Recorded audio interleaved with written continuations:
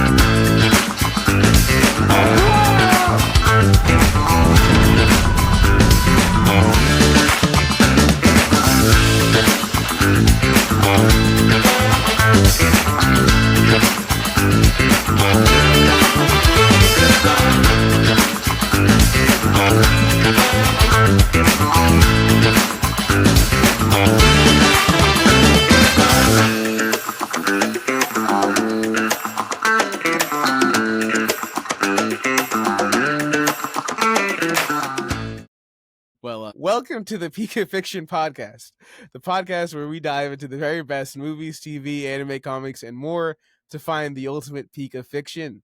The hosts are the Spider-Man of Lagos Haddon, Super O. Yo, what's good? What's good? I would do my own thing all over this review. You feel me? The guy in the chair, Ado. I am in a chair. How did you know that? I got that feeling. And Spider Society CEO, Bates the Dust. And that is myself. How much you getting? Not enough. On this episode of Peak of Fiction, we'll be breaking down the GOAT animated superhero film Across the Spider-Verse. We'll be talking variants, multiverses, and whether letting your dad die makes you a better hero. So, how's everybody doing? I'm doing all right. Oh, doing my own thing. Sorry, you mind if I take this call real quick? Yeah, Krispy Kreme? Yeah, do you still got those 100 donuts? Oh, you're out of glaze? Don't worry, I got it covered.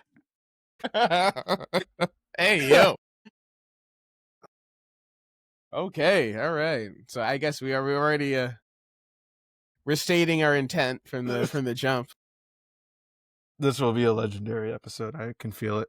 All right. So, of course, before we get started, Across Spider-Verse is directed by Joaquim Dos Santos, Ken Powers, and Jessica K. Thompson, and it is written by Phil Lord, Chris Miller, and Dave Callahan. All right. So before we dive into the proper review, it's time for one of my iconic, legendary, best of the best Swift summaries. So, are you guys ready? Hit that timer. You'll be surprised by how swift this summary can be. Okay, here we go. All right, the film starts with Spider-Gwen combating the Vulture he's already in there. the museum. That was crazy. That was amazing. Yeah.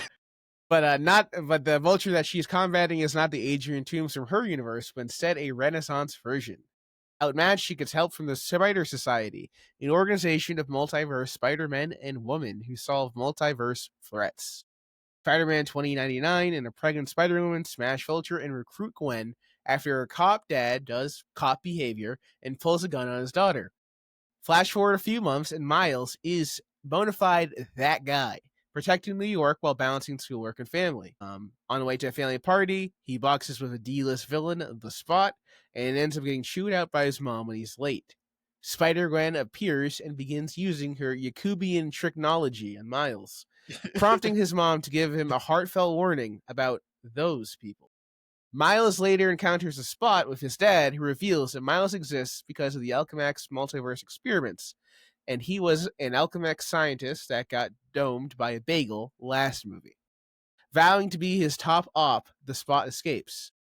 Following Gwen later on, the Spot gets a major power boost by absorbing a mini reactor, and he escapes to the multiverse, prompting Gwen to track him to the world of Pavatia Prabhakar, the Spider-Man of Mumbadan, whose life has no real downsides or struggles.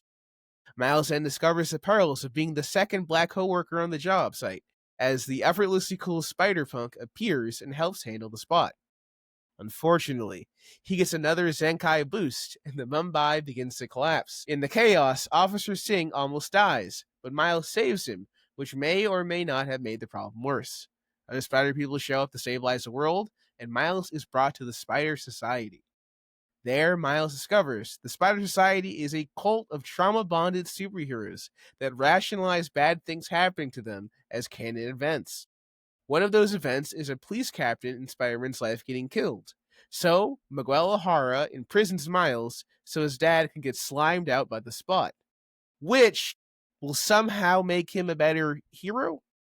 Now immune to Gwen's technology, Miles escapes his jail with the help of his fellow Black Kings and Queens and is hunted by the whole Spider Society. In a moment that can only be described as racial, Miguel O'Hara tells Miles that he is an anomaly and people like him could never be a hero. Miles showing that he is in fact that guy, blasts Miguel, escapes into presumably his own universe. Gwen is sent home and learns her dad has become a better person and quit the police. Seeing that no canon event has happened, Gwen is spurred to help. Miles goes home to his mom, only to discover his uncle is alive, his dad is dead, and there is no Spider-Man. However, there is no universe where Miles is not that guy, and he's confronted by his alternate version of the Prowler. Meanwhile, Miles' Spider-Verse friends form a team to find Miles and defeat the Spot and Spider Society. And then, there's no more movie. Sorry. There will be no sequel for over 3 years. Deal with it. And that is the swift summary for Across the Spider-Verse. 3 minutes, 27 seconds. I got it. Kids still got it. Kids still got it. All right. So I wouldn't call this necessarily an initial reaction because we have all seen this movie. I think we saw it when it came out a couple years ago. I think I've seen it again, and this is probably my third viewing. But I would say, what is your, initial thoughts after watching this classic for the third time, or second time, or whatever time? I think this was my fourth time watching it, but whatever. But initially, when I started watching, the first time I watched it, I was kind of skeptical because I was like, maybe they're not going to do well for the sequel. As soon as I saw it, it was an instant hit. Yeah, I was floored and amazed and just in awe of all the spectacle and the animation and just basically the story and how the dialogue and the screenplay, the whole story was just amazing. So even the amount of times, and since I think my last time I watched it was not a long time ago, but since of a rewatch, it's still the same feeling of this is an amazing movie. Yeah, no, I agree with you. This is I believe it might be my fourth time watching it. 2 of those times was in the theater when it first released. You went even twice. before. Yes. And the second time I watched it in theater, I watched it in 4D. So I had like the moving chairs, swinging through the through the city as Spider. You had watched it in 4D. Okay, wait. Sorry, I have to interrupt. I have to interrupt to do my 4D sidebar. Why? Why do we do 4D? 4D is one of those things that sounds good in theory, but there's never that great in practice. The most It's a gimmicky really hit or theater miss. things. It's hit or miss. Yeah, I remember we saw Aquaman in 4D, and Yeah, that was yeah, we something. did. Yeah, that wasn't great. Remember Avatar in 4D? That was something. I think the issue with Avatar, because it's so long, you kind of forget you're watching a 4D movie at some point. Kind of, yeah. Yeah, It yeah. kind of just blends in the background. It's like you're moving. Oh, shoot, yeah. Hold on. Yeah, I feel like all the 4D stuff gets front loaded, where they try to shake you as much as possible and swing you Yeah. around and spray you with water. And then someone's like, well, actually, they are watching a movie, so we should probably like leave them alone for a little bit. They might don't want to shake them as they're giving off the heavy exposition. Wait, there was a. I don't know how 4D works. Is it already like preset to? Yeah. Like, how- Yeah, I assume so. Okay. I assume whoever does a 4D thing chooses whatever levers and buttons go off at different points in time. It's not like a machine operator like at a roller coaster like, who's just That would be standing great. there. That would be incredible. I would love that job. My favorite like last bit about the Aquaman 4D before you like let Super continue is I remember it specifically when Aquaman is like beating up all the guys in the submarine, and the 4D for whatever reason wanted to simulate the effects of the sensation of being punched in the head by Aquaman Yeah. as it just violently shakes with the screen as the guy is getting like swung around. Gee. That was an interesting choice. That was a very interesting choice. I specifically remember the scene where a guy like gets his head like tossed in like a toilet, and then they just spray you with water. I'm just like, bruh. I didn't need to be that immersed. But yeah, so this is my third or fourth time seeing it. On my initial viewing of it, I knew outside of the trailers or trailer, because I think I only seen like one at the time. I didn't have a clear idea what it was going to be about. I seen the first one, of course, and just by first, also a great, fantastic movie. And I thought it was going to be around that same level. But I knew it was going to be like Miles is going to go and meet other spider people, and do whatever the movie is going to have him do. Mm-hmm. I didn't know it was going to be a part 1 of 2 type movie. I thought this was going to be okay. We go into our movie and we get set, bruh. When those credits hit, I was floored. I remember being floored. And the movie is fantastic. This movie is like amazing. One might even say ultimate. Oh, I thought you were gonna say spectacular, but It's all of them. Because they're all in this movie. Mhm. Yeah, I love it from the visuals, from the soundtrack, from the aura. We're gonna get into it, but there's like all the characters are have such good writing between them, and like everyone can stand on their own, and also it's even though it's like a bunch of Spider-Man, they're still like very distinct. I mean, obviously, you have like a bunch of Spider-Mans in the back, but like the ones that we focus on, the ones that like the Spider-Punk and Gwen and Pavi, they're all their own characters, and they all like steal the scenes that they're part of. And I'm gonna get a bit more into it when we get to the X factor of why I really like appreciate this movie a lot. But like as far as this goes, this isn't even like one of like my favorite animated films. This is just one of my favorite films in general. Would be, I mean, I'd have to really look at everything I like ever watched, but like I wouldn't be shocked if this was like in my top 5 or top 3. And it's honestly probably my favorite animated film in general, if not top 3. For sure. And I'm a huge Spider-Man fan. Always have been. That was the superhero I've always like stuck with. I've read Spectacular. There was a minute when I was really like into the comics. And even though I've been a Peter Parker guy, I've always really appreciated Miles as well from his inception, because he was a Spider-Man just like me. I still remember seeing his comic book. It was like a field trip we were having in Boston, and we went to a Newberry Comics, and I remember seeing him in a comic book, and I was like, oh wow, he's a black guy. Yeah. But no, it was this movie, and honestly, this movie might be kind of controversial. It's debatably like the best Spider-Man film. we've had, and I'm put that thought out there.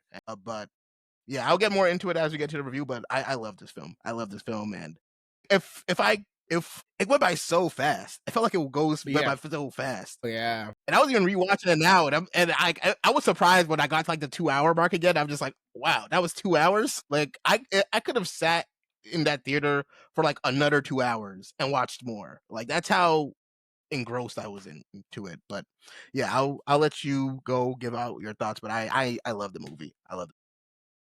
I also love the movie. This is not I will not be controversial today, or I will not sow division. It's a fantastic movie. It just flat out, like I said, one of the best animated movies of all time. And I would say Spider-Verse 1 was a hard act to follow, right? Because Spider-Verse, Enter the Spider-Verse, was an incredible movie. Like, you know, visually, music, characters. So you already have like all these things, and it's like, well, how can you possibly make a sequel? And the fear, especially the marketing and all the stuff, where like, you know, I mean, I have my Into the Spider-Verse promotional cup, you know, right here on deck. But the fear, as you can see from the from this cup, is that there's like a billion spider guys, and the worry was, okay, you know, the last one had like five or six main characters, and even then, not all of them got like the full fleshing out, right? So I think Penny and Spider-Ham probably got the short end of the stick, right? And it's like, okay, well, if you're gonna include everybody and you're gonna throw in all these cameos and stuff, like, where's the room for the actual movie? But somehow they did it. Somehow they did have everybody and actually tell a compelling story and actually up everything. Like, it looks better. The music is better mostly. I'll get to that later. I'll say the music is equal. The music's equal. The characterization is better. The writing is better. Like the set pieces and whatnot. And with enough time, enough space, and with the full knowledge that hopefully, hypothetically, a Spider-Verse movie will be coming out next year? Question mark. Delayed. 2 years? Question mark. Anyways, there's a movie on the way. I have forgiven Across the Spider-Verse for the cliffhanger. Okay? Because the cliffhanger ending still is it's a huge cliffhanger ending. It is an insane cliffhanger ending. But there's, even though it's a cliffhanger, there's still character arcs. Miles still goes through character arc. Gwen still has a character arc. So you still have the two main characters go through their arcs. There is like a beginning, a middle, and a very small end. And so it's definitely a full movie, even though it has this big cliffhanger. And, you know, at first I was like, well, I can't really judge it because, you know, you could say it's only half a movie, you know, where's my other half? How can I say it's this? Because what if they drop the ball? Blah, blah, blah. But now it's fully in my brain that Across the Spider-Verse is the Empire Strikes Back of animation. Okay? You heard it here, folks. Now that I've put in my head that's the Empire Strikes Back, and think about it. There was like a few years gap between the Empire and Return of the Jedi. And maybe Return of the Jedi was not as good as Empire, but it's still a good movie, you know, and you know, concluded off. And Empire ends on a pretty big, you know, cliffhanger, right? And everyone's in a precarious spot, and you don't know what's going to happen next. So yeah, you know, it's the Empire Strikes Back of animated movies, and it's okay. You know, I've forgiven it. And after letting go of my frustrations, I can say actually this movie is pretty goated. Yes, sir. Yes, sir. Yes, sir. Good to hear you come to the light. All right. So to begin, you know, to open up the Krispy Kreme, we will start with our rating system. And if you do not know our rating system, we have a extremely scientific and well established way of grading movies or TV shows or comics or et cetera, right? We have a 1 through 5 system with 5 points. We grade it on visuals, characters, writing / dialogue, the X factor, I mean, what's unique about it, and hype moments in aura. So I think you can already tell where this one's going. So we'll start with visuals, which is perhaps the greatest slam dunk category of all time. Well, actually, I'm just kidding. If you had to rate the visuals of Across the Spider-Verse 1 through 5, what would you rate it as? Very difficult. So I don't know how. So But I I'm think good. Yeah. What is it? Oh, it's tough. It's a real head scratcher. But This is the part where we're gonna turn. We're gonna turn to the audience like Dora the Explorer and be like, What's the score? Is it the score from? Is it a 5? It's a 5. Honestly, I give the visuals a pie because it's never ended. It's an infinite, bro. Because use math. That's right. That's right. The visuals are out of this world. This is like the best, if bar none, animated film I've ever seen. There's another. There's another kind of. There is another. Even that is There's like. I don't know what you're saying, folks. There's a contender from the East. Okay, stay tuned. All right, you just in a couple weeks. Stay tuned. Stay tuned. Hey, I'm not hating on that movie, right? But I am saying if we gotta go like tit for tat, I don't know. My Spider-Verse visuals are there too because the thing about Spider-Verse, right? but I'm just saying, is there a fight that goes as hard as that fight they have in the lake with the electricity? Wait. Stay tuned for our scenes from our next episode. You're not talking about the. Okay, you know what? Yeah. We'll save it. Yeah. But. Yeah, no, the visuals that they use for this movie is like outstanding. It feels every world that they're in, like every dimension, every person has their own like unique flair and style. Like Gwen's world, for instance, how it's this bluish, reddish, watercolorish aesthetic to it. It's so dreary, but when you're in it, like the scene when she's confronted by her dad and she reveals that she's Spider-Man, and then there's this beautiful red and blue coloring as it's walks between Gwen and her talking to her father there, and you could just see the shading that they use. And then there's like people like Kobe, whose entire style is changing every like second he's on screen, bro. Yes, yeah, because he's punk. He's too punk to be contained. Too punk. He doesn't believe in a consistency, bro. And then, of course, there's Miles' original animation. And every time, and it was something I really liked that I took note of this time of when I watched it was every time they went to a new world and they showed you what that universe was called, that universe would be written in a certain style. You know what I mean? Like when they went to, it's the India, Mumbai? It's Mumbai, I think. It's like a combination of Mumbai and Manhattan. Which I gotta say, we'll talk about it. That word makes no sense, but we'll. I'm very confused. It's comic book. I don't think it's not. I'm extremely. Actually, no. We'll talk about it right now. Actually, what is Mumbai? Is it in India or is it in New York? Right, and I think it's in India because he says it's in India, but it's simultaneously in India with.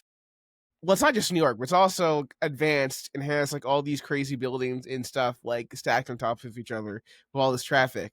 And it has New York architecture, but it's in India. But the British, I guess, still colonized parts of India in this world.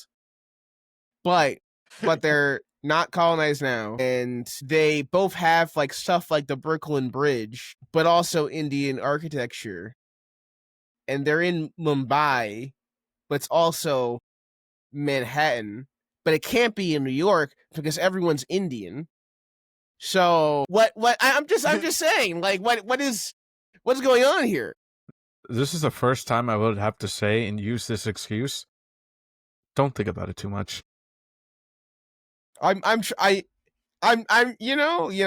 all worlds have the same level of integrity. It's like Gotham City here. Like, okay, Gotham City isn't real, but it probably will be.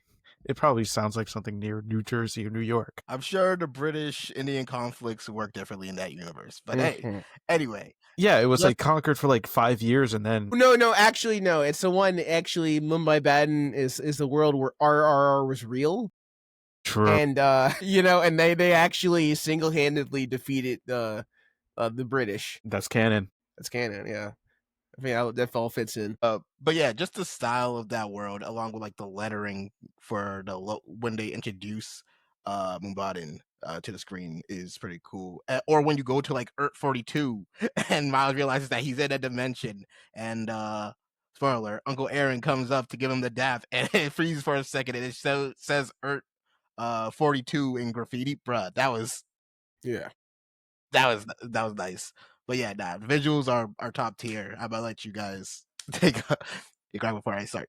Yeah, I think it's just like how Super O said it. It's like very like creative. They use so much different styles for each different characters, especially for Gwen. It's the Gwen Stacy's universe. It's like it especially was like really taken from the original comics, from where her first appearance and basically her first series. It was a lot of watercolors, especially the covers. I think it's mostly the covers where it's all this watercolor tapestry in the background, and how all of it reflects the emotions of the scene of how everything is going by. And it was really nice. It was really great seeing that. Also, just the my favorite thing about animation is just basically the background and how the background characters are reacting, because I do love the little hidden features of everything that people are doing. People are looking, people are just like they're talking about what they're saying, and and that visual part is always interesting to me. Really, really beautiful movie that took a long time and a lot of people just to create this really beautiful movie. And I cannot express how great how it just shows. Mm-hmm. What was like, I think one of the other portions, like when and they use the what was it, they go to different art styles. Like they go through the spot when he goes through that Oh yes, 60 yes. styles universe, Mm-hmm. and The then Legos. and then the Lego universe just pops out of nowhere. It's just full on like surprise every single moment. And then Mm. you get a live action version you get the live action Prowler with Donald Glover just appearing out of there. That shocked me. That absolutely just Yeah. Yeah, a little. There's a little bit of a Who Framed Roger Rabbit going on, right. And and I'm like, the thing. damn. I don't know if that hints at them saying, "Oh, we're gonna get the three live action," but I doubt it. But that would be amazing just to see all three of them in animated, just like in a Who Framed Roger Rabbit kind of thing, or like a Looney Tunes back in action kind of thing. That would be really great. But overall, it's just absolutely breathtaking animation, from just to celebrate 2D, 3D, and just basically how they imitate comic books. This is a straight up comic book movie that that really fully embraces the actual comic book format and fully embraces animation to its fullest. Yeah, I would say it's some really incredible stuff. I think the phrase I would use would be like every frame of painting, right? Every Mm. frame is so densely packed with things going on Detail. and with details and with like this such like visual clarity. And even each Spider-Man, they're even though they can blend together at a certain point, whenever they are like in a frame, they make sure they're all different. They're all different and unique, and they can pack in a lot of stuff, and they're kind of like some stuff they're just flying. They kind of quickly throw at you, and then move on to the next thing. I'd like to talk about the opening bit, which we haven't really talked about with the vulture. The logos. The Oh, the you're trying to leave out there. Renaissance vulture is so crazy. Mm.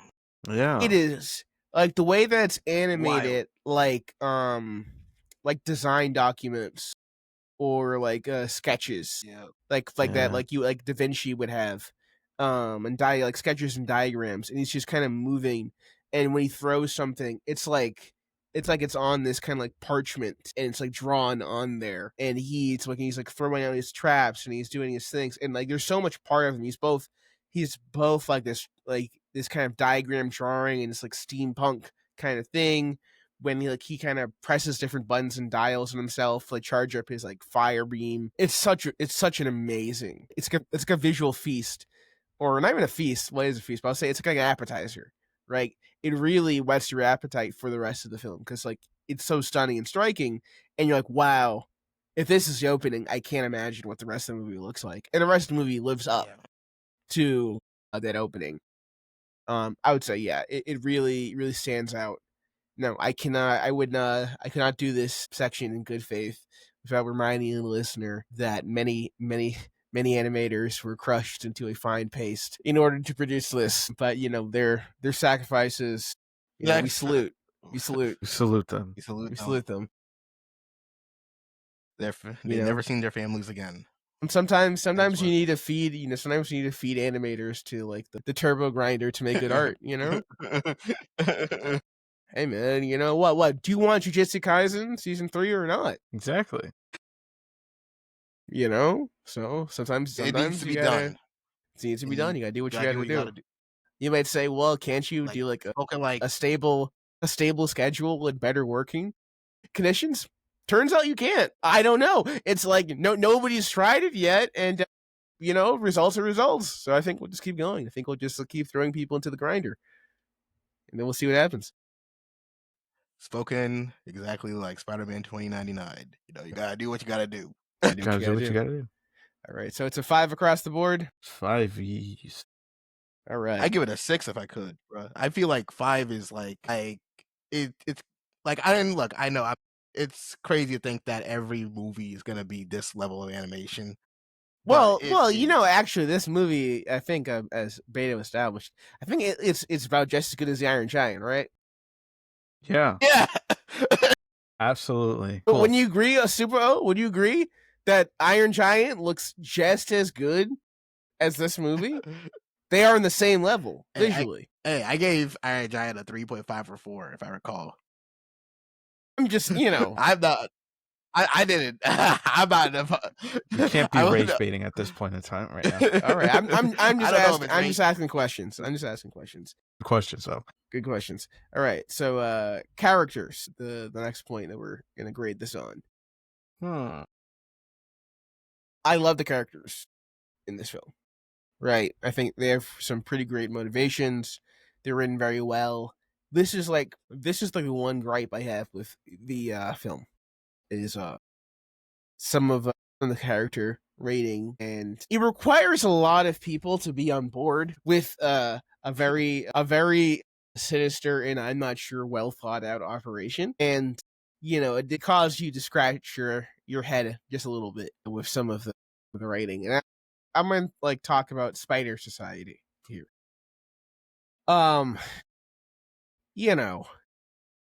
What's up with that? Well, what's up? What's up with our big organization where everyone's like, actually, your family and friends dying builds character. Well, it's more. Everyone's like, well, it happened to me, so I'm fine. You got to go through it. I mean, I guess they were stuck in that whole the universe has to stay intact kind of situation. Yes, rather than that was force down those feelings. Just let it ride. It's one of those things where it builds Miles' character, but there's also a very physical threat of if this doesn't happen, the world could break apart. And unfortunately, well, it's a Spider-Man, threat. It's a threat that 2099 thinks will happen. Yeah, but he does. We don't know for sure how accurate his assessment is, but it's one of those things where it's just look, it happened in my verse when I came here and took over this Miguel's version, and his world got instantly wiped. I don't want that to happen to any other universe as well. You know what I mean? And at the end of the day, we're just Spider-Man. We're not some world stopping threats. You know what I mean? And we should show that hologram feature. Yeah. And, we should try to save people, but this is one of those cases where we can't. We have to let this play out to save the betterment of society. I'm not with him, right? But I get the thought process. Okay, I'm saying big hypothetical here, right? If let's say they're right, it's a canon event, right?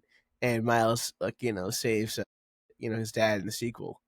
he could just die at a different time, right? Yeah, just delay the inevitable. It's not like Captain Stacy has like never been saved by Spider-Man before that point.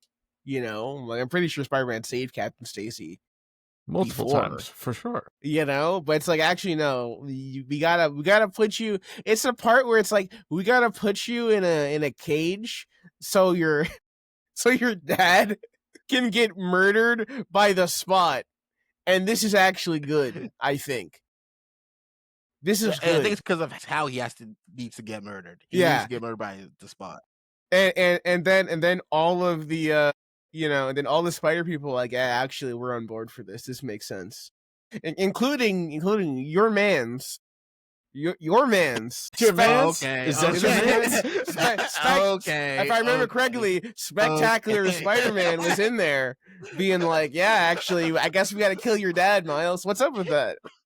Your dad has to die, Miles. It is what it is. He was only at the spider parties for the food, all right? He did it. Food, yeah.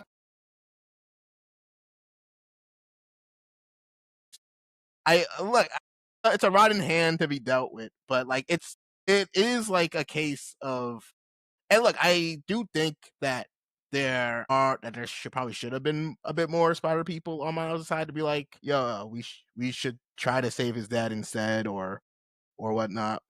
But well, like, I think that's why why they didn't have some of the other characters there that would probably have his back, like Spider-Man Noir, yes, Spider Noir or Ham or Penny. I guess they were like the ones that Penny was actually didn't. No, but not in Spider Society. No, she was. She was in the crowd when They were ganging up on him. Yeah, she was in like the Sea of Spider-Man, and then the robot opened up and revealed that it was Penny. When was this? That was when they were ganging up on him. What are you talking about? Not like gang, but like like when he was like, "What is this? Yeah, is this some kind of intervention?" And then that scene. Penny said something like, "You gotta believe in us, Miles," or something like that. Yeah, then dang, she was looking like sad and whatnot. She was back to her Eve Magalian face. Wow, I'm being proven to be a fraud on stream. That's right. Are you sure you watched the movie? Many such cases. Fraud watch coming soon. It was crazy when Captain America came in and said that everyone stop. I feel okay. So my thing is I feel like Spider Society is so antithetical to being a Spider-Man, because the point of being Spider-Man is like, well, great power and great responsibility, and Spider-Man will always try to save everybody. Always, yes, right. He's not the character that's gonna look at things coldly and be like, we have to make the hard choices.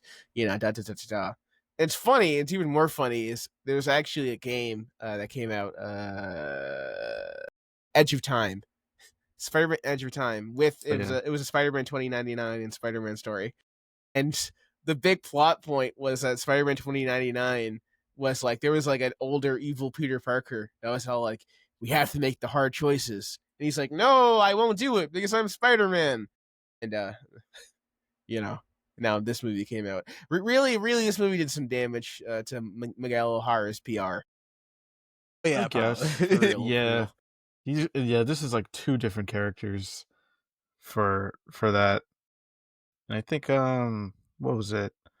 Like I forgot what was I gonna say, but I think like I guess they needed to put this antagonist character in front of Miles, so they used Miguel as it, which I think is pretty good. It's a pretty good idea to use him as an antagonist, because he's from the future and he practically knows timelines that no one else has probably heard of as of yet. So he's trying to like not put a spoiler alert, but he's like, guys, just trust me. The timeline is going to be very, very okay if we all just let the people we love die. Well, quick question. Keep in mind, like they have keep in mind too, they have like, remember when in Mumbaden where there was like that big massive hole in the spider? That was clearly that's a regular occurrence. That's a regular occurrence. But that's clearly from the Spot. though. Yeah, but they probably have others like dimensions that are being like ripped apart. I mean, they have the technology to stabilize it. It gives off the thought that they have this on standby because they're dealing with this a lot. So once you kind of deal with that a lot, you kind of get to see that if there's a way to like prevent all of this, especially because like this all is happening because Miles is the original anomaly. Because he wasn't quote unquote supposed to be Spider-Man.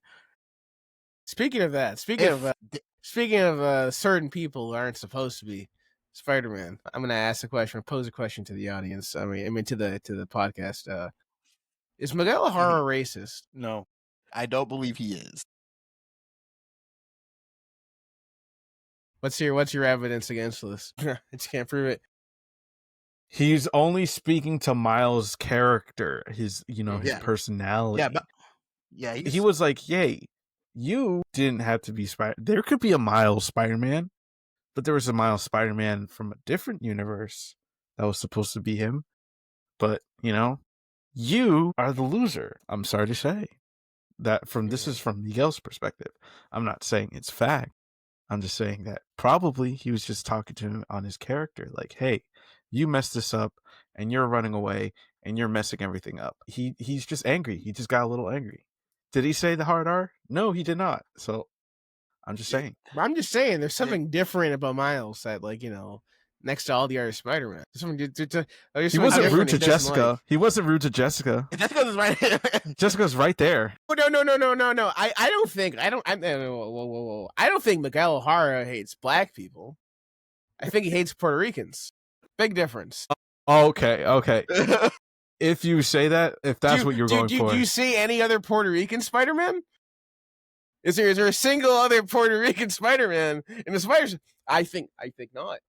Well, then, I think we have to change my course of actions here. You're proven, I'm just saying the evidence is there. The evidence is right there. But no, I just think he's been just bogged down with all of this stress from trying to keep the worlds apart, that it kind of weighs on his mental to the point where, when he sees Miles, it's a real like, now I got one more thing to worry about, because he's not even supposed to be in the Spider Society right now. Yeah, that's kind of why he's so like rough against him. And you kind of get, and I do like this bit where like when he meets him and like Miles is like, "Yo, what's up, Theo?" And Miguel just completely brushes him off. He's just so done with everything. So I think we can also talk about the main Spider people, right? Because there's like a list of the main Spider people, right? For characters, yes, is you got Miles, of course. You got Gwen. You got Pravati, Pavi Parker, Pavi. I know we're saying the name wrong, one way or the other. You get Hobie, and you got Miguel, my goat, and a little bit of Jessica in there. So how do we feel about our Spider people? This is a good balance of Spider characters. Yeah, I really messed with them, and honestly, if I had to choose someone outside of Miles to really focus on, I really like Toby. He was like, Hobie's goated. Yeah. He's a standout character, man. And I think the best part is he's the best part of every scene that he's in. And I mentioned it before, but like the way his animation and coloring changes so frequently throughout the movie to show how much he doesn't believe in consistency is like such like, it's just in detail they added to him. And also from the very jump, you can kind of see how he just doesn't mesh with Miguel's whole like operation, and throughout the movie you can see him just trying to help Miles, but like at that point Miles is just so enamored by the Spider Society he just doesn't notice it at first. But man, like Hoagie was like ride or die for Miles. Like the moment he met him, he's so good. He's so good. He wants help with our brother, I do like wait, let me get the name. Let me get the name correct. Pavitier? Pavitar Parker? We will fact check on this podcast. Pavitier Prabharkar. Prabhakar? Well, I tried. Come on, Pavi. they call him Pavi in the movie. Pavi. No, I want to get it right. It's gonna be like podcaster speaks perfect Hindi, leaves other hosts shocked. So yeah, Pavi is pretty great. I like his he doesn't have web shooters. He has like something else. He does like this yo-yo thing. Oh, yeah. And it's very slick. I like it a lot. I like his and his design is so much better than the old Indian Spider-Man design. The old Indian Spider-Man design was Basically cheeks, a man. stereotype. I didn't even Stereotype. Was it one with a racist. turban? No. No. What Indian Spider-Man are you talking about? Could have sworn I seen one with like a turban. A turban Spider-Man? Am I tripping? I think you saw you one just fan might edit. be all right. Am I the problem? Well, You saw one fan edit and was just like, yeah, that's it. That's it for real. yeah, okay. I'm gonna throw up an image of the OG Indian Spider-Man design, and you're gonna see just how big of an upgrade our new goat Pavi is. Yeah, take a look at these two. Wild. All right, so we go throw it. It's like it's in a way, it's like the artist probably just saw Aladdin like 2 weeks ago. It was just like deadlines here. So draw that, but with a Spider-Man costume on top of it. Bro, look at this. Look at that. Look at this. Look at this. Look at this. Look at this. He has his feet out. It is probably such an upgrade, man. It's a what's going on here? It's like he wore a Spider-Man costume and then he just decided he was gonna put on like white pants on top of it. I'm very confused. That's basically India. Come on. It's not terrible. I just think it's very uninspired. They could have done more. Very uninspired. Sure. Yeah, it just it ain't it, as the kids say. So yeah, we got a major upgrade with Pavi, I would say. And his personality is great. I like the fact that he has really encountered no great hardship or struggle. He's just goated like that. It's like being Spider-Man is so easy. It's so easy and so chill. All right, so moving down, we talk about Hobie, how great he is, Pavi. We have to talk about, unfortunately, what do you want to say? You could go if you okay. Gonna say the character I'm thinking of. We have to talk about the betrayer, the Yakubian demon. When Spider-Gwen, Gwen Stacy. I mean, she has a good character. Okay, jokes aside, her character is pretty good. I like her struggle and her especially what she's going on with her dad and the feeling of being rejected by your family. So she tries to join this new family, and they just ultimately don't have the best interests, for her. But man, what she did to Miles, man. Yeah, she cheats him kind of greasily in this movie, man. I ain't gonna lie. But I gotta say though, in one movie, Miles brought back single-handedly Snow Bunny hunting. Yeah, because are we sure he's the next Spider-Man and not the next Winter Soldier? Mm-hmm. Sorry. He was lost in the snow. He was lost in the snow. But yeah, I understand. Like she, even outside of like the Spider-Gwen aspect, rewatching it now, it's kind of funny how much of a red flag she kind of like looks. Like her meeting Miles' parents is a real like. I could get why the parents are like, yo, yeah, there's other people out there, right? She doesn't look like a good. She does not have your best interest at heart. But nah, I like her character arc that she goes through in this movie, where it's like she's slowly coming around to the fact that, yeah, this is this new family that I wanted after my real family rejected me. If they're gonna hunt Miles, then I'm eventually. She gets to that point in the end, right? But I'm eventually gonna get to Miles because he's my family too. You know what I mean? I don't want to just lose him. And she tries, but like, yeah, you're right. She kind of does treat him kind of greasy in this film. And she's also like kind of like the secondary protagonist in a way. It's both her story and Yeah. Miles' story. She starts and almost like caps the movie in different ways, but she comes back around, and her character arc is like, you know, growing past that, and ultimately rejecting and kind of following the path of Yes. Miles. And I think especially when she sees, when she goes back to her own universe and her dad is, alive and he's quit the force, he's no longer the captain, which kind of like, bucks the trend for what Miguel insisted was a canon event. Like he insisted, like, okay, this has to happen. And she kind of knew that because of like the quote unquote canon events, her dad had to die. But, her dad's no longer Captain Stacy. And Captain Stacy is usually the most famous, the cop that dies. And like that's just not happening. Her universe is fine. So, I think it already kind of disproves, Miguel's like, theory. Theory.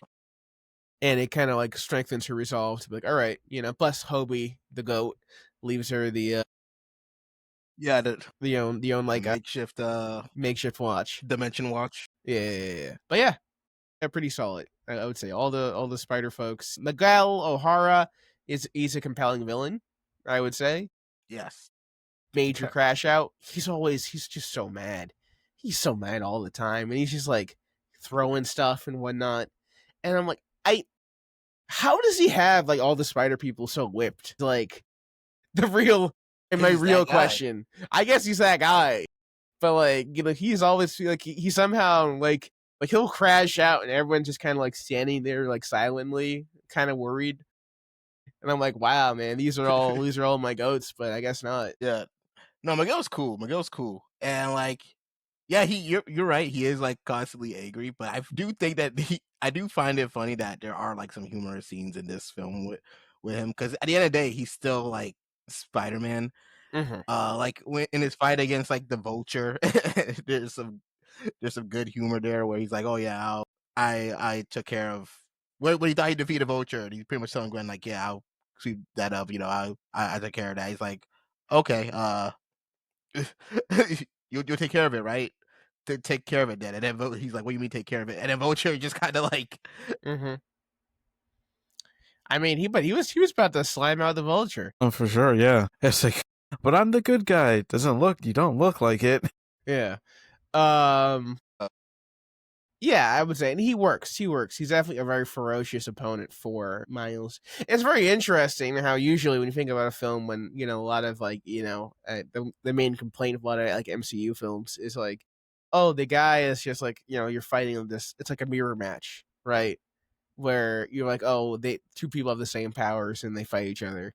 And even though all these guys have like similar powers, it never feels like a mirror match, like right? Even though they're yeah, kind of all working with webs and strength and agility, they all feel so different. And he feels like so powerful and yeah. dangerous. Yeah, even the way he moves is very animal Yeah. like when he's climbing up the train tower, but he's using his claws and not the palms. Like, Yeah. bro, he's a beast. He's a beast for real. And I want to see how that were spider form is gonna be if they go down that route. And the last character I want to talk about is the character that was pretty good, but then he disappears, and that's the Spot. Yes, sir.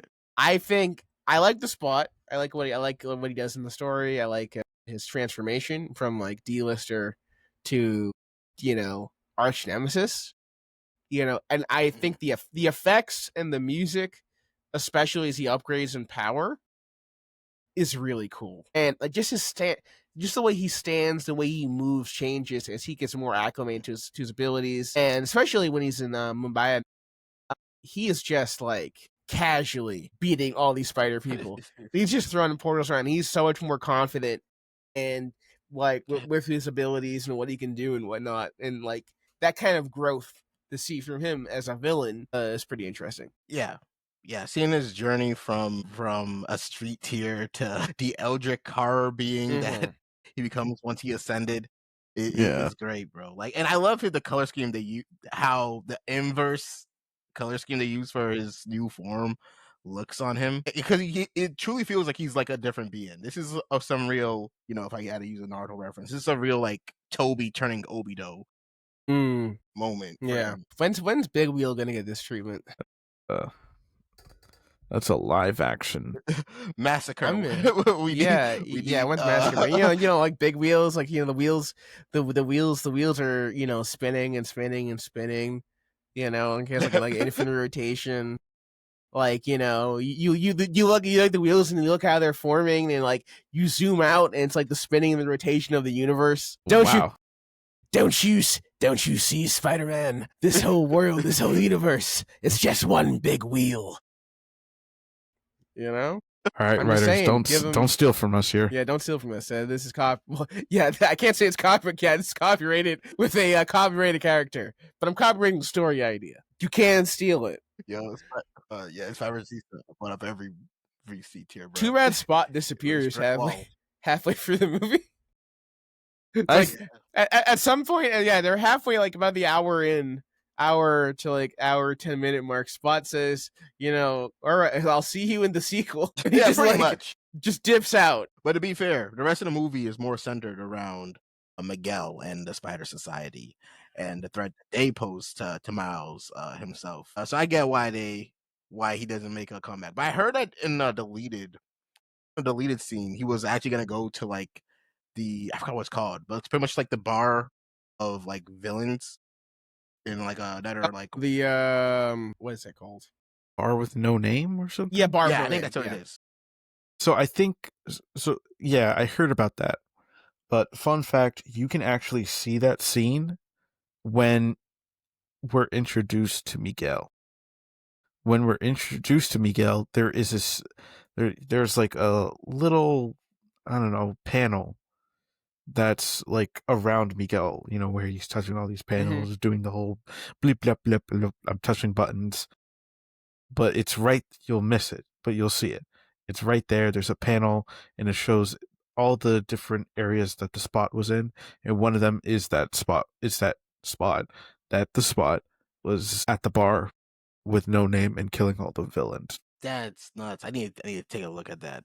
And the fact that they put that in the background just goes to show how much they put in this movie. I know, that's crazy. Yeah, no, Spot was amazing.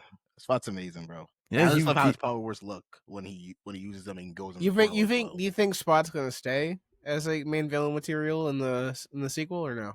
Maybe as a big bad. I don't think he's gonna keep that same power by the end of the third movie. Like he might be but this time like a force of nature instead of like a villain. Instead of like a villain. We get like a new villain or One Fear. They decide, Spot, he's a villain, but we actually need to put in a real Spider-Man villain.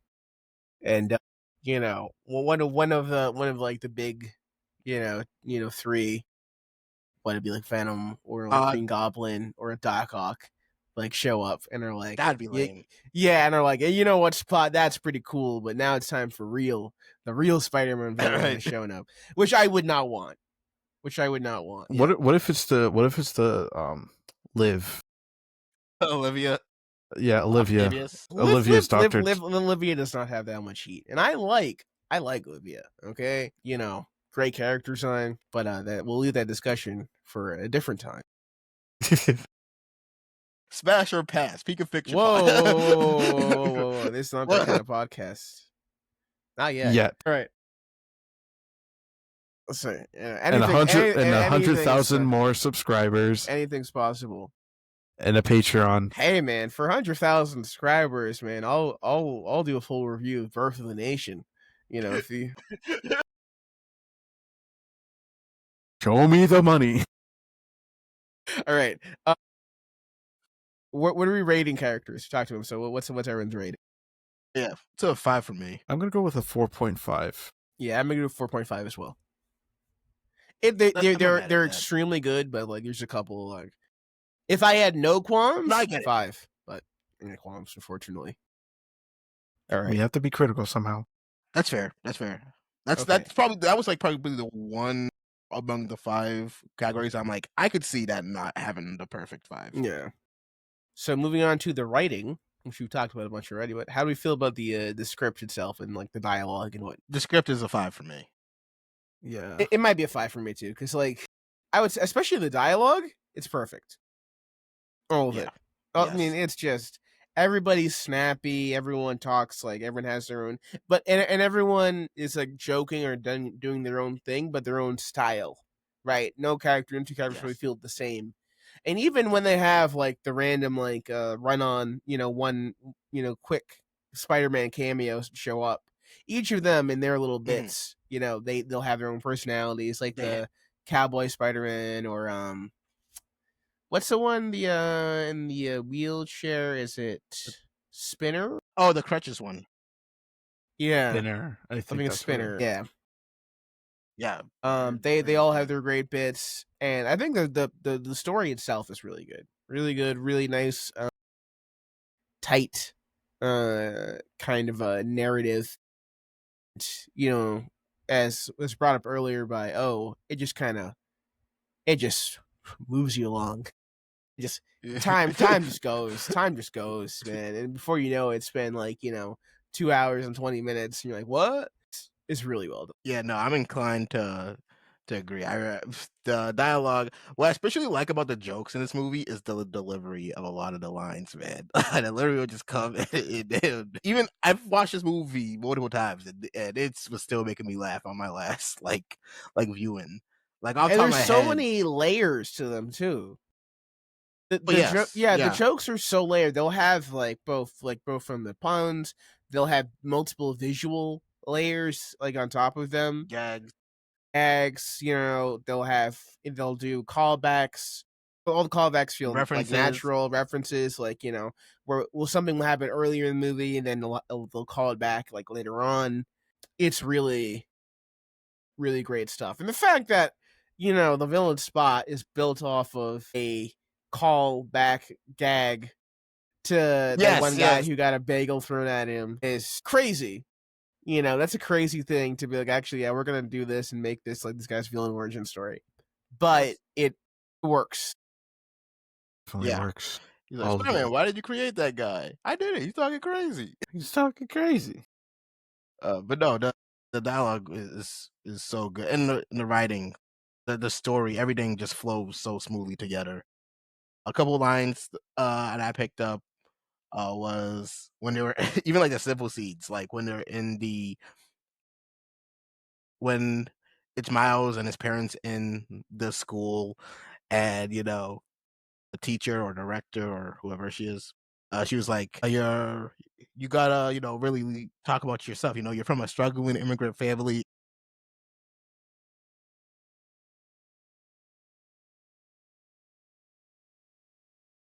Yeah.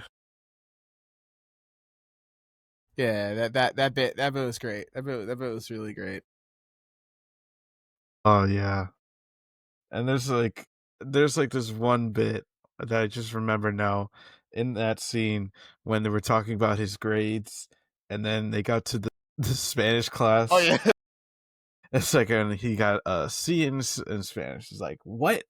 It's it's like what well, hold on, ma. So it's not my fault. I'm like that dialogue, it just really spoke to me a lot. and that's a great thing about it too. Like the dialogue is also very reminiscent of like the culture. You know what I mean? Yeah. Or especially like around. I mean, I'm not from New York, but like I would assume around Brooklyn, which is where I believe it takes place. But you don't know where we're from. We could be from New York. We could be from anywhere, really. We are Oh yeah, from New yeah, yeah, York. yeah, yeah, yeah. I mean, I'm from personally Germany, but as you can Germany. tell by my accent, yes. But yeah, no, it was great. And there was a monologue that Miles' mom, uh, told him right before he left. That was, I feel like, it's a really good scene. And when she's like, for years, I've been taking care of this little boy, and making sure that he feels loved and he feels like he belongs wherever he wants to be. He wants to go out into the world and do great and big things. And what I worry about most is that they won't look out for you like us. They won't root for you like us. So that's it's because like to her, I this might sound a bit real, realer, but like to her, it feels like people are taking away Miles, but these people are like if I should be so candid, white people. Yeah. I was well. Which If you were gonna say it, I was gonna say it. Yeah. Really He's spoke like no, we like the Caucasians. We like the Caucasians. I'm just saying. I'm just pointing it out. no, but But yeah, she's no, worried because that he's like he's like what, a black kid from Brooklyn, and he's gonna potentially go to a college in Princeton, New Jersey. So yeah, and it's a real statement of like, don't forget who you are, and don't let anyone change who you are. Don't let anyone make you feel out of place for being who you are, and double that entendre. exactly. And when he's Miles just took that to mean the Spider-Man, but it means so much more than that. And you could see him taking those words and like actually moving like that later on in the film. I bring up another scene with Miles, but that's more for Aura.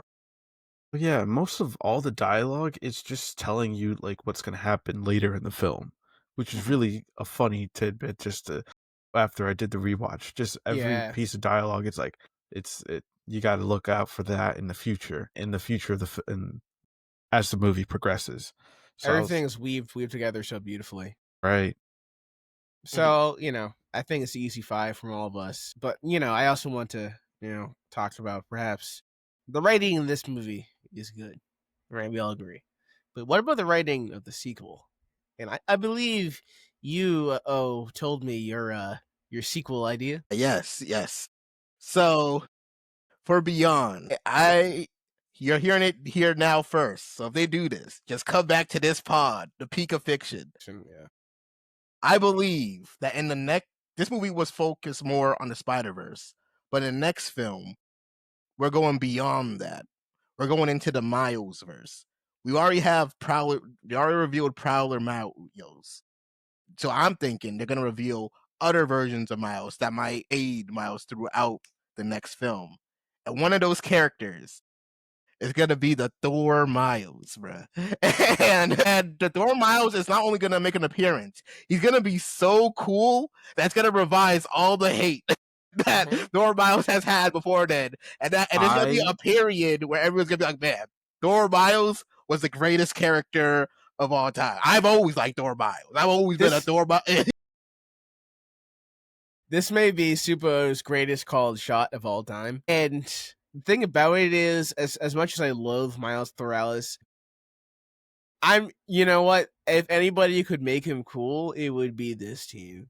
If anyone could pull it off and give him like tons of hype and aura, it would be this team. If I see that character, and I'm just saying, you have to prepare yourself for a world where you'll pass by like some like 8-year-olds playing, right? And then you look, and one of them will have a shirt, and the shirt will say "By Odin's Fade."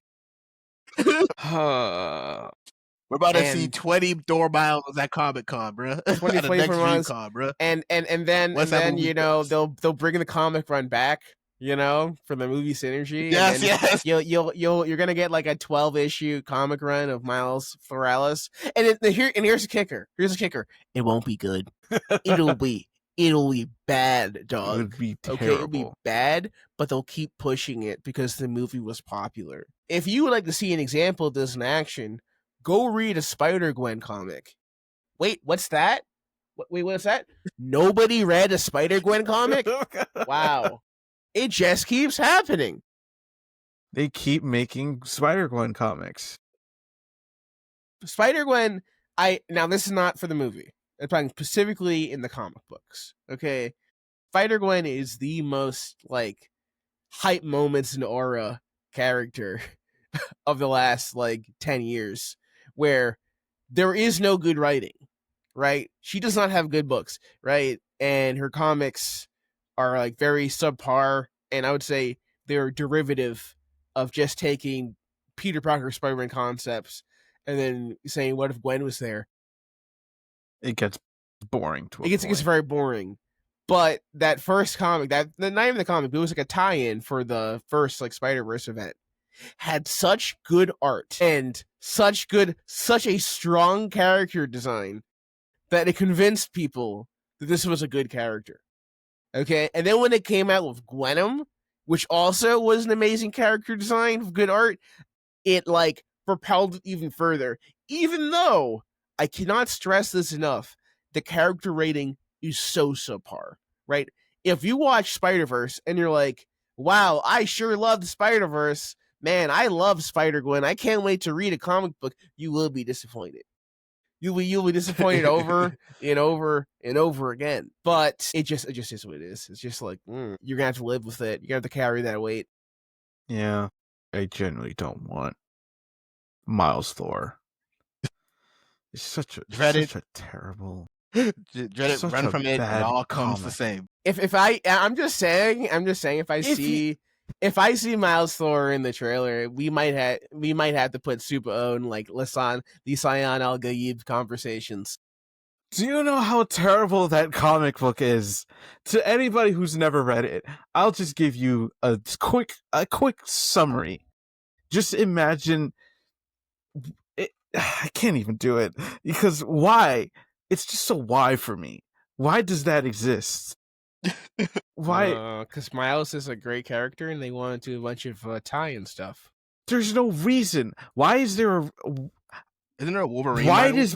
Why does Brooklyn become Asgard? Asgard. Yeah. Why does his parents become Odin? And I forgot her name. What? Yeah. Why is Uncle Aaron Loki? Why did they say by Odin's fade when Odin's bald? Yeah. Many questions. Why is he Thor? Why is actually I have the panel right here. I'm gonna pull up a quote.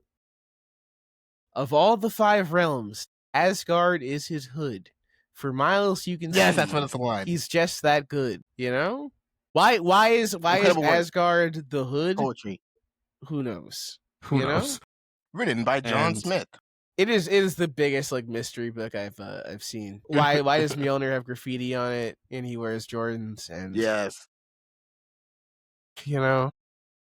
And what was it? Who's the writer? Yehudi Mercado. That is by Google search some guy, and there's not. Oh my gosh, there's nothing about him. Oh wait, born in Mexico City and raised in Houston, Texas. Extremely qualified, I think. Extremely qualified man to create this comic. The thing about it is, you either like you can go 2 ways about it, right?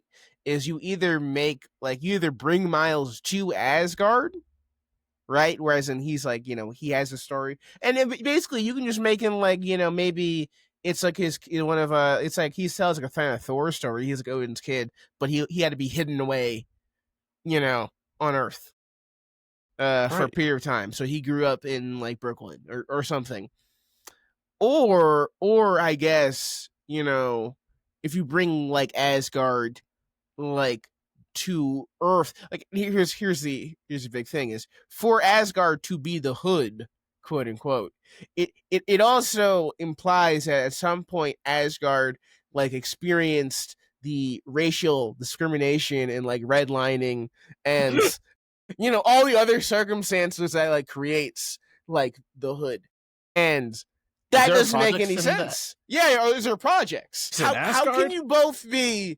the king and the king of Asgard, but also be the hood? It's one or the other. You can't have both. You cannot be Lord of Asgard and also your kingdom be the hood. Why is it the hood? Shouldn't you guys be like, I wouldn't say in poverty, but well off? Well, you can afford better. You don't have to live in apartments. No, you don't. You could help the community. In my magical realm, where we're all living in apartments and going down to the to the bodegas. Why? Anyways, these are the questions I've asked. But it will all be rectified. It'll all be rectified when Thor Miles shows up for like approximately 3 minutes, does the coolest thing you've ever seen in your life, and then we're stuck with him for infinity. I will commit society. Stranger things have happened, Beta. Stranger things have happened. I will 100% commit society if I ever see that trailer in theaters, and I see that in theaters, I'm going on a full on rant. All right, so move on to Beto the is Caucasian, guys, so He is. be wary of that We've statement. you never seen him. He is. Yeah, he is. He's actually the only white member of the pod. Believe it or not. I'm sorry. Hold on. Hey guys. Welcome. My name is Beto. How you doing? Is that your white voice? I like that's where you went for your white voice. Yeah, I'm gonna turn it up a pitch and I'm gonna talk like a streamer, I think. All right. All right, let's move on. Let's move on. Just to let you know, white listeners, you're seen, you're recognized, you're heard, you're cherished by us. All right? Sure. You are. We love you. We love you. Even if no one else will, people have said, where's the place for white men in society? It's right here. All right. X Factor. What makes this particular piece of art unique? Oh, there's too many ways to say how much this thing is unique. We already said the obvious, like the art. Actually, I've been saving a topic that I've not really mentioned. Let's talk about the music. Yes, I was waiting for that. The music is amazing. The music slaps in this film. Both the original soundtrack and Metro Booming's album that comes with it. Yo, this just like upticks the movie even a bit further, just with the collaboration between the composer of this film and with Metro Boomin. Just as soon as you hear the songs, and as soon as we heard it like in IMAX, it was just like Hummingbird, Another Dimension. All right, so this is where I'll have a little bit of a contention, and by contention I mean that this is a real wow, both these things are amazing, but I like this one thing more. I really like here's how it goes, right? I believe, my personal opinion, I think the original soundtracks, I think both of them are by Daniel Pemberton. I think the OST for Across the Spider-Verse clears Into the Spider-Verse. It is there's so many good musical stings and tracks, like from Spider-Man 2099 to the Spidergwen. They both have their own kind of they have their own unique leitmotifs. To Pavi's, kind of like a Indian inspired theme, to just Miles's theme, that still has like the record scratching, the bum ba bum, all that stuff's great. Love it. I love the album by Metro Boomin, but I like the album that came with the first Spider-Verse movie more. I'm mad at that. It's a good album. It's a good album. It's a real. This is brilliant. I like this. And I'll say, when we talk about the album for Into the Spider-Verse, Into the Spider-Verse had the why can I had Start a Riot. Yeah, okay, the songs, right? It had, like I said, Start a Riot. It had What's Up Danger, Sunflower, Am I Afraid? Like, I'm Not Afraid of the Dark. Yes, yeah. And I think those in particular, I just like a little bit more than, Am I Dreaming and Annihilate, and some of the other tracks off this one. No, I feel you.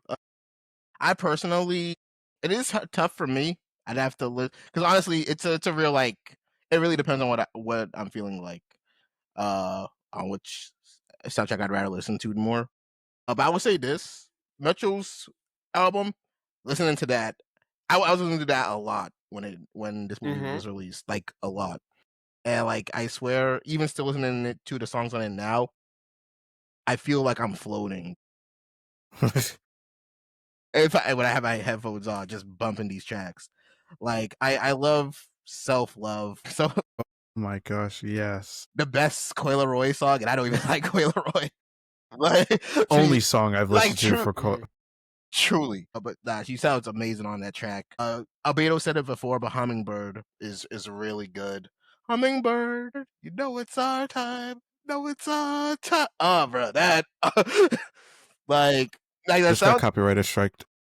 Sorry, guys, nobody. I know. Sorry, you were just too good. You were too good, and you're too I was too accurate. good. I was getting it. But no, like and even Soaking Cologne, which is like the party mix that they use during that scene. The songs on I don't think there's I mean there might be like songs I like more than others, but like the really strong songs on the album. Oh, bro, when the movie ended on Am I Dreaming, man, I I generally couldn't move. I just had to listen to it through.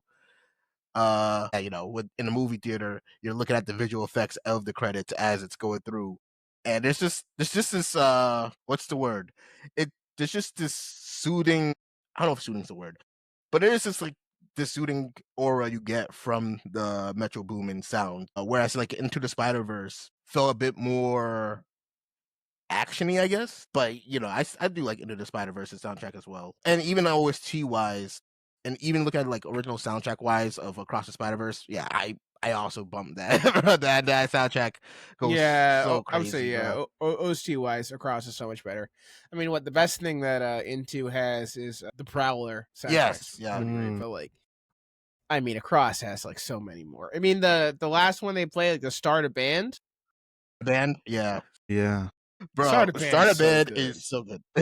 Yo, So and you can feel the tension and the climax build up as that song is going too, and it feels like a more complete version of Gwen's band song in the beginning of the movie. mhm. Now that she actually has her band members together and they're all banded together, that song becomes more complete. And as they gather for one epic finale, and then as the song ends, that's when the to be continued hit, bro.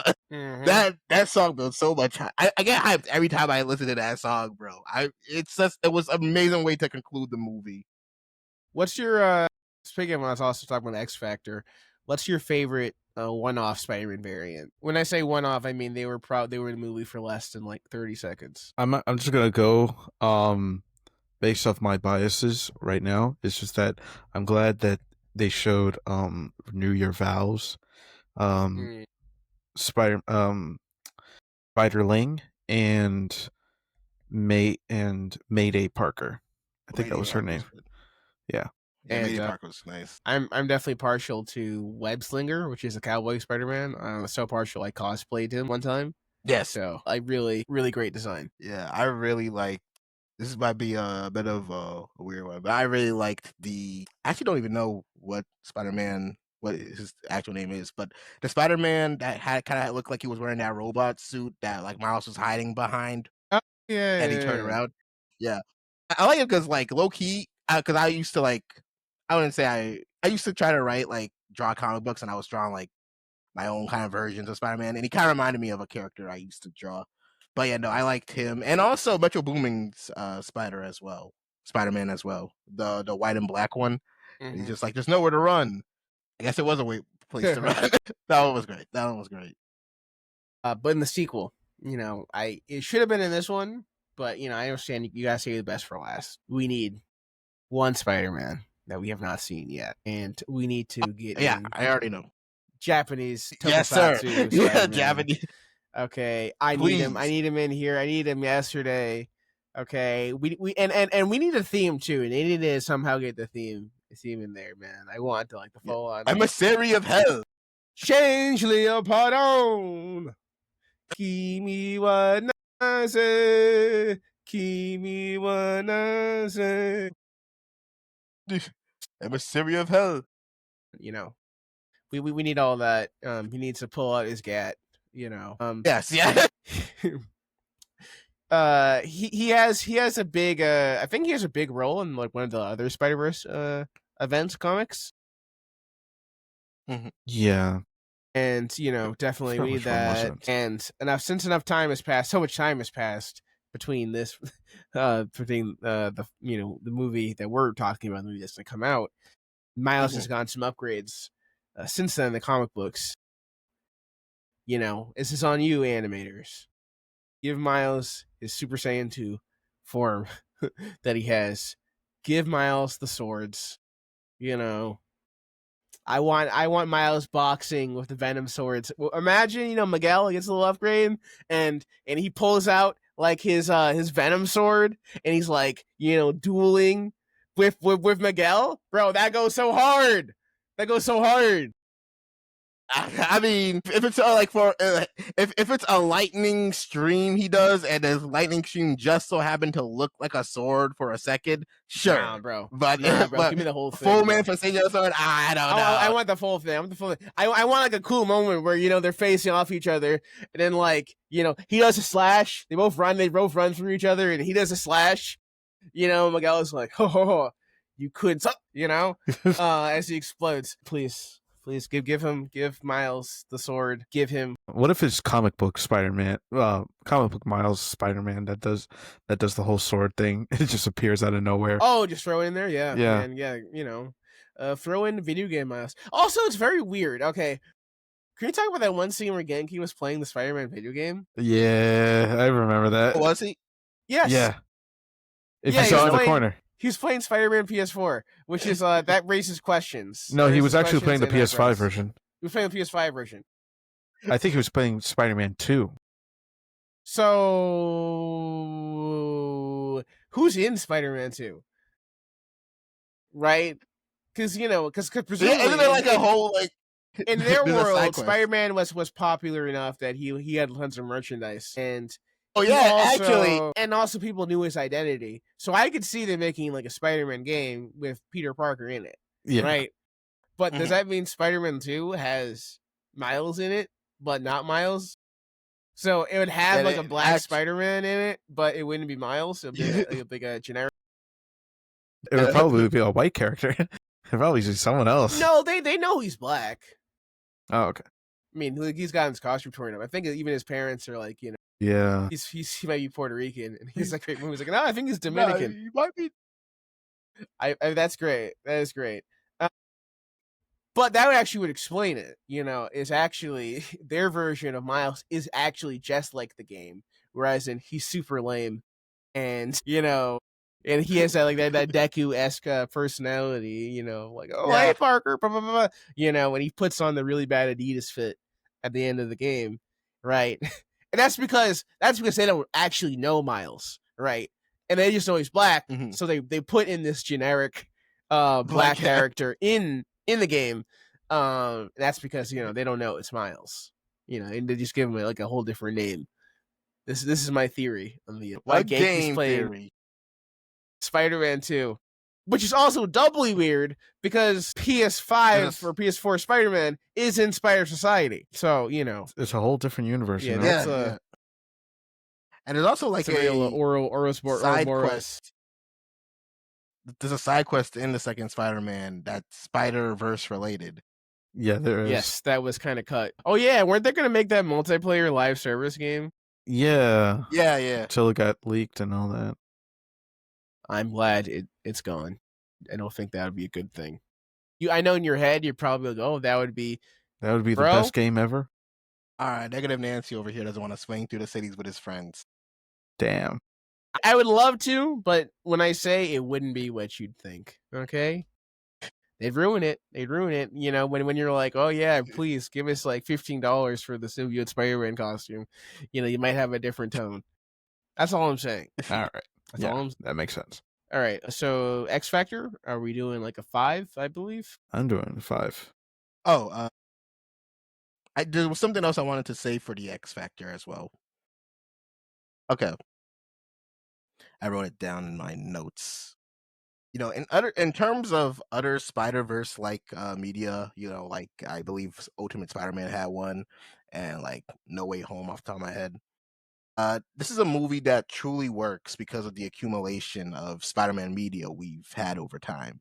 And it ties it all into one epic tale.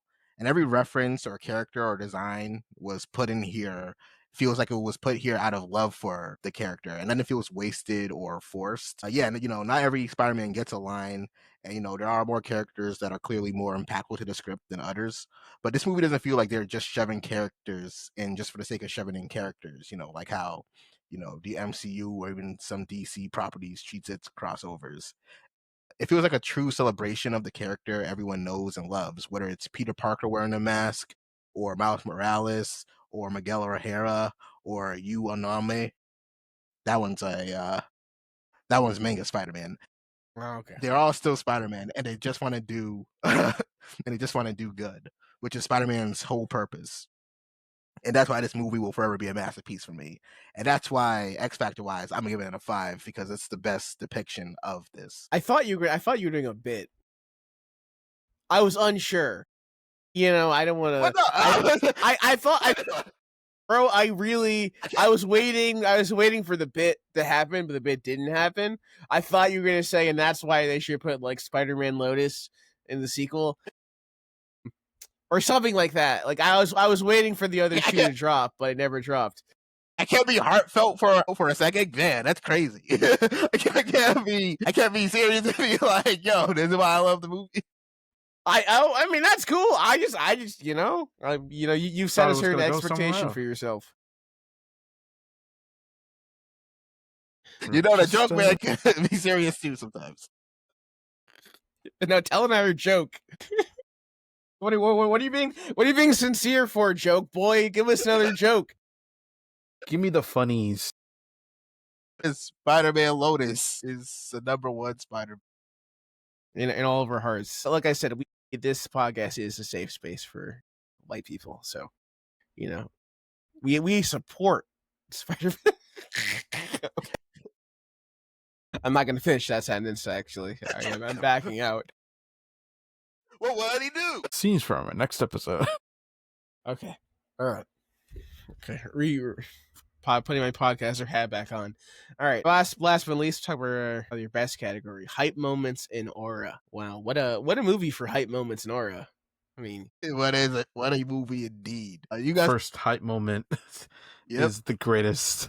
Is when we see Miguel O'Hara revving up, getting out of the portal, and then his theme music just plays right there. Yeah, I was just like, as soon as I saw that, I was like, this is gonna be a meme. Yeah. This is gonna be a meme right there. Just hearing that, I'm like, wow, what an entrance. And as soon as he's just lifting up in his cape, just dissolving, never uses that cape ever again. You never see that. It was really just there for... And just that, just for his entrance. Just for his entrance. Oh, yeah. What about you, Bates? I would say my biggest hype moment for me would probably have to go to... I mean, well, this is going to be, cliche because it's like one of the big climaxes of the film. But when he is, being cornered by Miguel on the top of the train, and they all got him down and whatnot, and he's like, oh, but you brought us here, and then you think he's just moving, and he doesn't have a plan, but he has a moment where he's like, well, I did bring a couple hundred of your guys out here, on this one spot. And then Miguel realizes, like, he's absorbing the power from his thing, and he drops like the, I'm gonna do my own thing. You were never supposed to be. Yeah, that entire sequence, that build up, everything about that, and when he just has that moment, when we're talking about aura, when he has a moment where he stands up, and he's standing on the train, tall and brave, and he's just looking at them. Looking at, Gwen and Peter, Ben Parker. Peter, B. Parker. And, he looks at them and like jumps off. Like, so cool. Yeah. He's so cool. And he's kind of like at different points, just so effortlessly, cool. He really has the exaggerated swagger of a black teenager throughout. Yeah, no, I feel you, bro. That scene is like my favorite in the movie, especially before that when Miguel was just like, you were never supposed to be Spider-Man. You're an anomaly. And he's just like, people always been telling me what I can and can't do. People always want me to do what they say. Nah, I'm gonna do my own thing. And bruh, I'm gonna tell you this, bruh. When my twin said that, I felt it, bro. I felt it in my soul. It was really like felt that. He's really me for real. But yeah, no, this movie is so chock filled with like great moments. High tier. I think one of my favorite moments in this film was when Miles gets home, you know. He's had a long day after being chased by hundreds of spider people, after being told that his dad's about to die, after his whole world is kind of crashing down right now. And his mom is there. And he's like, you know what? I've been scared this entire time to tell you this, but to be honest, I've kind of just been through some scarier stuff right now. So this isn't even all that tough. Mom, there's something I got to tell you. I'm black. And his mom was so shocked that now, but no, he reveals that he's Spider-Man, and his mom thinks it's a joke, and it's like, why does she think it's a joke? And then it's kind of revealed that, wait a minute, he's in a new world. This isn't his world. This is Earth 42, and then Prowler comes in. The way they cut, I would say the way they cut between Gwen and him, and you think it's like Gwen's looking in the place, but they kind of keep it as long as possible before the reveal that actually, no, he's in a different place. Yeah, that hits so much. And then a bit later, when they and Aaron has our Miles tied up, and Miles is like, don't look. I know you don't want to be the Prowler. You're a good guy deep down. You don't need to do this. And then Uncle Aaron, hits the punching bag, and it's this really cool shot. Really cool shot when an impact frame when he hits the bag, and then he reveals that I'm not the Prowler.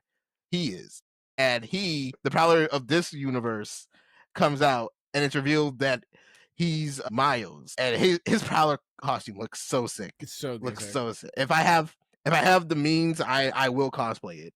Also, because I guess in this universe, because his dad died, he's like 25% more Latino. Yeah. Yeah, I think I heard that he was played by a Dominican voice actor. Yeah, he has like a more he definitely has a stronger accent. I'm Miles Morales, but you can call me the Prowler. Yeah, but he's great. I would say, yeah, that whole setup and reveal is just so fantastic. It's amazing. And yeah, it's a great capstone for the movie and provides a ton of intrigue. And like I said, he's like, oh yeah, this version's just as cool, And Yeah. I would say, comparing it to the comics, they've done the thing, I think, where Miles from the 1610, meets like the Miles from the 616. And that Miles is a criminal or whatever. And you know what? That he's lame. Okay, he's lame. He's It was just kind of a guy. letdown. Oh, really? Big letdown. Yes. Yeah. It was a big letdown. Yeah. No aura. Nothing really cool. But just to see this, yeah. Actually, no. That's how you do it. That's how you take notes. Comic books. And of course, the big scene at the end. We mentioned it with the music, but it's when Starter Band plays, and it goes and it shows Gwen get, all of Miles' allies together, and it shows a bit of what 29's about to do, and it shows Spot, gearing up for what he's about to do, and it shows Miles doing his electricity, trying to presumably gonna break out in the next film, because they're not watching the hands, and it ought for it to come to an end, and for it to say to be continued next year. Remember, they just advertised that was coming out next year. That was probably the biggest scam of all time. Is them saying next year. To be like, nah, actually, I'm just saying, no, Spider-Verse is right around the corner. It's almost here, Can you believe it? Spider-Verse, it's almost here. Can you believe it, guys? Spider-Man, just another week away. Just another week away. And, hey, man, I guess let him cook. I don't mind. Let him cook. Let him, do their thing. But I wish you had a better procedure for this, so this situation didn't happen. But what can you do? I think you already talking about your sequel ideas. Does anybody else have any other sequel ideas or wishes? Actually, before we can do the score. Let's take the because it's a 5 for hype moments in horror. Yeah. Okay. Yeah, 5. All right, 5. So we can do the tally for this. So we'll add up all our points and then do an average of them. So I think I got mine, but let me do that moment. All right, I got my score. Same. All right, All right, I got a 4.9. 4.9. 4.9. 5. 5. Wow. 5 in total.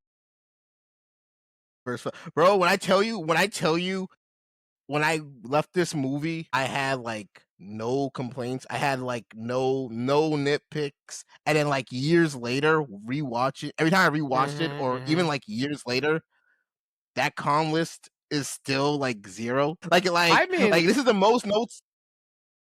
This is the most notes I've written for a movie, and like there's like nothing negative on here. I have gripes, not issues. I get it. Right?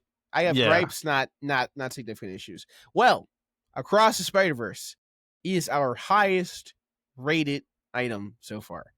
It is a 4.9. Almost perfect. This is officially peak fiction. It is the peak of fiction in what we've reviewed. And it stands above Superman 2025. So, for those at home who are counting, bottom to top, we have Iron Giant, then All-Star Superman, then Fantastic Four First Steps, Speed Racer, Marvel Civil War, Godzilla -1, Your Name, Superman, and then Across the Spider-Verse. Sitting at the top. And all is right with the world. All is right with the world. All right. So before we close out, sequel ideas and wishes. And I throw into the ether. I have 2 things: Venom suit, symbiote, maybe. That's Okay. that's a catch grab right there. Yeah. All right. Actually, you're right. That's not. And then that I don't really want that. What I really want is give me that cosmic Spider-Man, bro. Give me Captain Universe. Cosmic Spider-Man might. He just shows up. Have Miles be Captain Universe for a little bit. My goodness, just plopping up right there. Captain Universe, bro. We love Captain Universe stuff. No, I could see it. I could see him popping up in the next one for sure, especially with how big Spot's getting. Mm-hmm. What about you, Beto? I honestly I don't have that much, but I just only would go ahead with hope that we get to see our live action Spider-Man just appearing in these movies. Yeah. just for a few seconds. Sure, man. So you can like pog a reference, in the theater. Yeah, Clap like that's my pog, clap okay, like a seal. Just yay! That's my kid. You know, you like Looney Tunes back in action. You want that kind of same feeling for the Spider-Verse. Yeah, I would yeah, I mean, you know. I'm not asking for much on that. Just show up for like 10 seconds. Yeah, but no, when Beyond the Spider-Verse comes, I will be super excited for it. Like the moment those tickets drop, you already I'll be in those seats. I'll be in those seats day one, bro. You have no idea. If there's a Monday showing, we'll be going there. Yeah, I might take the day off. I might take the day off. Yeah, I mean, we saw like Superman twice, so I might go. I definitely might do twice in a week for sure. Yeah. But yeah, no, I'm so excited for Beyond, and if it's nearly as good, if it's as good as Into the Spider-Verse, you know, this will be the greatest, no doubt about it. This is like the greatest like Spider-Man trilogy we'd have, for sure, for sure, by far, and it wouldn't even be close. Now, I'll say this: animated movies. I think it's a struggle to get a good sequel out of an animated movie, but a 3-peat, unheard of. I don't think it's ever happened before. I don't think you've ever gotten a trilogy of all consistently good animated movies, right? Because what we had like Shrek 1 was great, 2 was great, 3, you know, overhated, but you know, Kung Fu Panda. I would say Kung Fu Panda was solid. 1 and 2 were good, but 3 was kind of mid in comparison. Yeah, 3 was. Toy Story. Toy Story. So yeah, Toy Story actually might be up there. Toy Story might be a good thing, but like, you know, a lot of them, especially the more recent sequels, we got like Incredibles 2 or Frozen 2 or How to Train Your Dragon. How would you? Oh, actually, I hear How to Train Your Dragon's good, but I never went down that whole sequel thing. So maybe that's the other 3-peat. You never saw the sequels? Gasp! I can't say I have. I know. I wasn't really that compelled. Oh Makes yeah, sense. Alvin and the Chipmunks. Yeah, those For are all sure. bangers. Yes. What pieces of cinema Now are this those? is not like full animated, but it's like I guess live action animated hybrid. But the Sonic movies get better and better. Oh, yeah. Yeah, they get progressively better. Yeah, no, for sure. But all right, Yeah. I think that was a fantastic pod, everybody. Hope everyone had a great time. Yes. Now, I had a fantastic. I got some news for everybody. Next week, you may be wondering, what will we be covering? Nothing. It turns out, in order to review things, you need to watch and read and all that jazz. So we are going to be in like a movie consuming pod. We're gonna have like movies like playing on like every screen surrounding us, basically. Because I think between me and Beto at least, we're planning to go to the theater like 3 times next week. So Yeah. we're downloading these movies into our heads. But do not worry, dear listener. There will be content. We will have a bonus Spider-Man pod with me and Beto, where we will be talking all things Spider-Man comics, our favorite shows, our favorite suits, our favorite runs of the character in our bonus pod, which will be at the regular time next week. So stay tuned, true believers, for all that goodness. But if you come this far, if you enjoyed this, please give us a like, subscribe, follow, all that jazz. Join the climbers. Please. Join our impressive army, growing army of faithful supporters. You will be remembered in the halls of Valhalla if you join up now.